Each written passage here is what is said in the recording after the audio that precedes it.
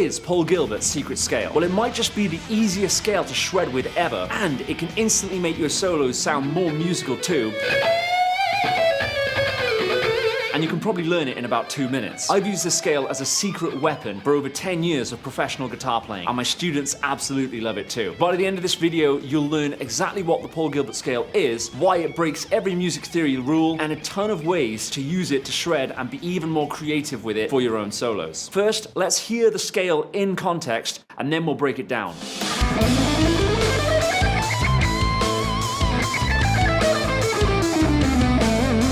Just playing up and down the scale in a straight line already sounds kind of cool. But how should we memorize this scale? Well, I like to visualize this scale as an extension of the minor pentatonic. So you'll see that in red here, and then you'll see in yellow the dots, which are the notes of this scale. But an even easier way to memorize it is to think of this as two shapes. You've got shape 1 and shape 2, and those repeat across the frets just like this. 1, 2, 2, 1, 1, 1. Once you've played up and down the scale, you can start to get it under your fingers more solidly by playing up the minor pentatonic and then down the Paul Gilbert scale and then invert that. So I'll go up the minor pentatonic scale in A and then down the Paul Gilbert scale in A. And then I do the opposite. So I go up Paul Gilbert scale and down the minor pentatonic. But how does Paul Gilbert use this scale to melt faces? Well, let's have a listen to a short solo with some of his common licks where he's using this scale, and then we'll break it down.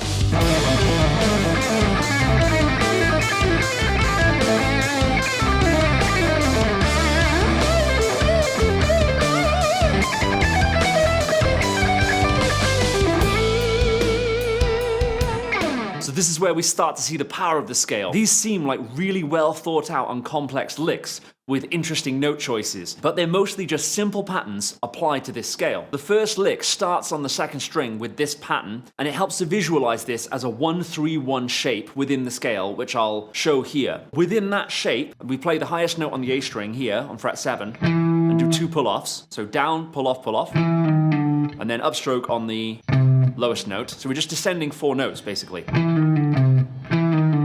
And then we do that same thing, but starting from 1 note higher in the same shape. So we have this.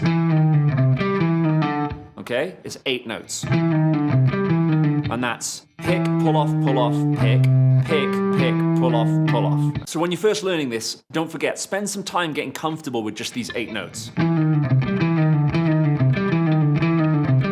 Until it's really programmed. Once we've got that down, we just apply that to 1 string higher within the scale. So we have this new shape here, and we just do that same thing. And then we have this one part which breaks the rules a little bit and goes outside. That's the only time that he breaks the rules. He does it in his lick, so I'm just copying him. And then the final group of strings, it's just the exact same thing again. So that whole thing real slow.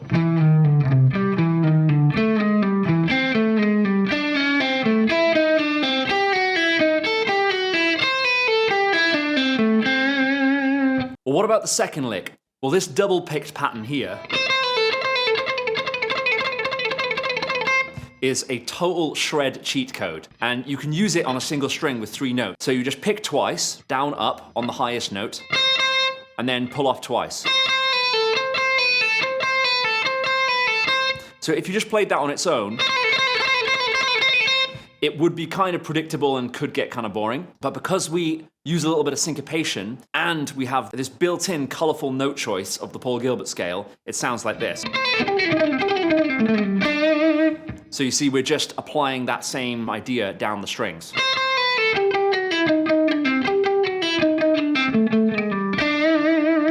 And then we end on the chord tone. Then in the solo, I'm just sliding up and doing kind of a blues thing. One very simple pattern that you might already know is playing a scale in thirds. If I'm in A minor, and this is my A minor scale, if I play that in thirds, it sounds like this.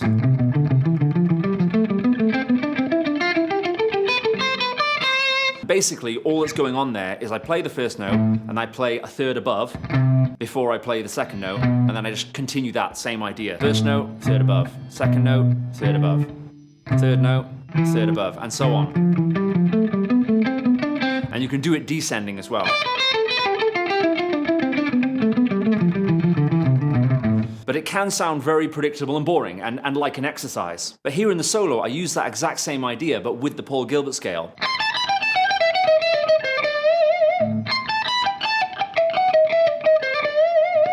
By the way, don't forget that all of the tabs and backing tracks are free, link in the description. The final lick just outlines the G major chord that we're playing over. And slides to the root. What is it about this scale that breaks all the music theory rules? If you have no idea about music theory, 95% of the time, this scale is going to work anywhere that a Dorian scale will work. Most of the time, it's just going to work anywhere where a minor pentatonic is going to work. So anytime you find yourself doing a solo in minor pentatonic, try this out. It's got a very high likelihood of working. That's a nice, simple way that you can start using it immediately. But here's the thing, I call this a scale, but it actually is a convenient shape that takes notes from different scales. The intervals that are in this scale, we've got our root note, and then we've got a second and minor third. So basically, this is just a minor scale so far. Now we get onto the next string, and now it's a minor blues scale, because we've got 4, flat 5, and 5. So that's minor blues. Okay. Now we have a major and minor seventh before playing the root. And that's kind of from the harmonic minor scale. Okay, the major seventh in the context of minor, you would think of a harmonic minor scale. But we've also got the other 7 as well, so it's also kind of bluesy. Okay? Now we have the blues scale again. These are 3rd, 4th, and then sharp 4 again, flat 5. So we have. And now we've got something else because we've got a major 6 here, and that's from the Dorian mode. Okay? When we get to the top note, it just repeats the same as the bottom. So it's minor again. So it's like minor, blues, harmonic minor with both, blues again, Dorian, and then minor. If you think of it that way, you're kind of changing scales with all these colorful different notes. You can achieve all that with just this shape, which is pretty cool, I think. It can make even quite simple and boring ideas much more interesting.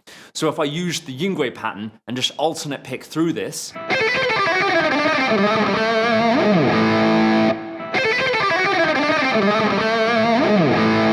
but how do we get alternate picking speed like that, by the way? And actually, how does Paul Gilbert get his alternate picking speed when he plays licks like this?